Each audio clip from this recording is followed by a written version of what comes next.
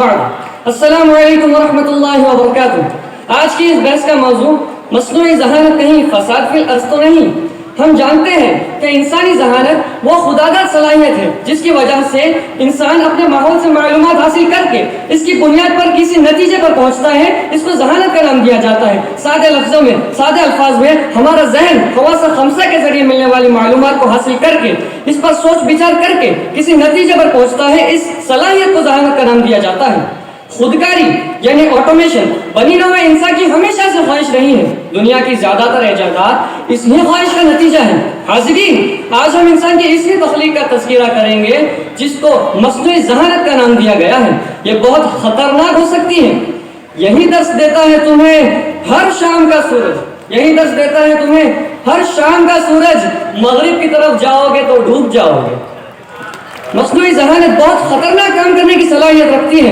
اللہ تعالیٰ نے قرآن کریم میں انسان کی تخلیق کے بارے میں فرمایا، لَقَدْ خَلَقْنَا الْإِنسَانَ فِي أَحْسَنِ تَقْوِيمٍ، کہ ہم نے انسان کو ایک بہترین سانچے میں ڈالا ہے۔ مصنوعی ذہانت نے اللہ کی تخلیق میں رخنہ اندازی اور ٹانگ اڑانے کی کوشش کی ہے۔ مستقبل میں ایسے بھی واقعات پیش آنے والے ہیں کہ انسان کے بچے لیب میں پیدا کیے جائیں گے۔ ہیشم الغیلی نامی شخص نے یہ دعویٰ کیا کہ ہم ایکٹو لائف کے پیکج سے ہر سال 30,000 بچے بنائیں گے، اور حد تو یہ ہے کہ جس کے پاس جتنا زیادہ پیسہ ہوگا اس کا بچہ اتنا ہی زیادہ خوبصورت اور ذہین ہوگا۔ لا حول ولا قوت الا باللہ العلی العظیم۔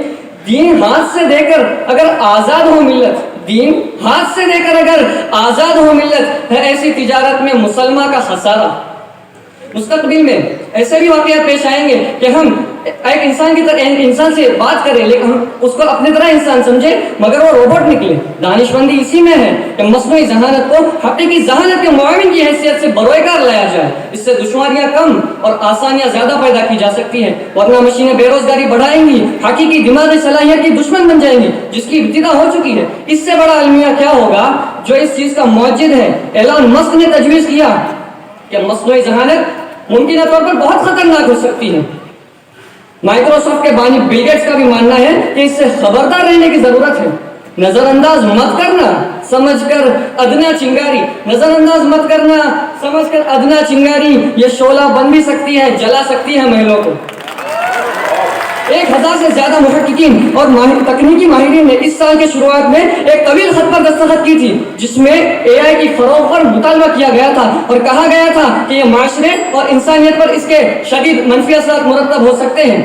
اب کے جو فیصلہ ہوگا وہ یہیں پر ہوگا، اب کے جو فیصلہ ہوگا وہ یہیں پر ہوگا۔ ہم سے اب دوسری ہجرت نہیں ہونے والی۔ فجزاکم اللہ۔ محمد آصف کے بعد بطول ہدایت اللہ۔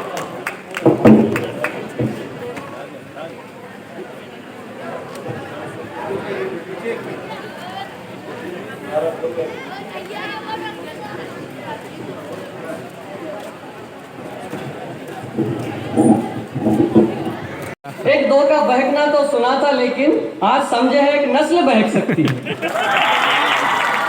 آکسفورڈ یونیورسٹی کے تھنک ٹینک کہلانے والے ادارے فیوچر آف ہیومینٹی انسٹیٹیوٹ نے عالم انسان کو جن 12 خطرات کے خلاف متنبہ کیا تھا ان میں ماحولیاتی کثافت، ایٹمی جنگ کا وقوع پذیر ہونا، بڑے آتش فشاں کا پھٹنا، بڑے شہاب ثاقب کا زمین پر گرنا جیسے خطرات کے علاوہ مصنوعی ذہانت بھی شامل ہے۔ اس کا مطلب یہ ہے کہ خود کو اے آئی کے حوالے کرنے سے کام نہیں چلے گا۔ اب آپ کہیں گے کہ یہ ہم پر منحصر ہے کہ ہم اسے کیسے ٹرین کرتے ہیں۔ ہم اسے اچھے کام کے لیے ٹرین کریں گے تو یہ اچھے کام کریں گے، اس کی کوئی دلیل نہیں۔ اس کی کوئی دلیل ہے آپ کے پاس؟ اس لیے کیونکہ ایک اے آئی روبوٹ انٹرنیٹ سے ساری چیزیں سیکھتا ہے اور انٹرنیٹ پہ بام بنانے کی ریسیپی بھی سیکھی جا سکتی ہے۔ اور آپ اب یہ بتائیے کہ ہم اے آئی کو بڑھاوا دے کر خود کا خاتمہ نہیں کر رہے کیا؟ میری رائے یہ ہے کہ آپ میری بات مانیے، اس کو بڑھاوا نہ دیں۔ میری بات اس لیے مانیے کیونکہ میرا ضمیر میرا اعتبار بولتا ہے، میرا ضمیر میرا اعتبار بولتا ہے، میری زبان سے پروردگار بولتا ہے۔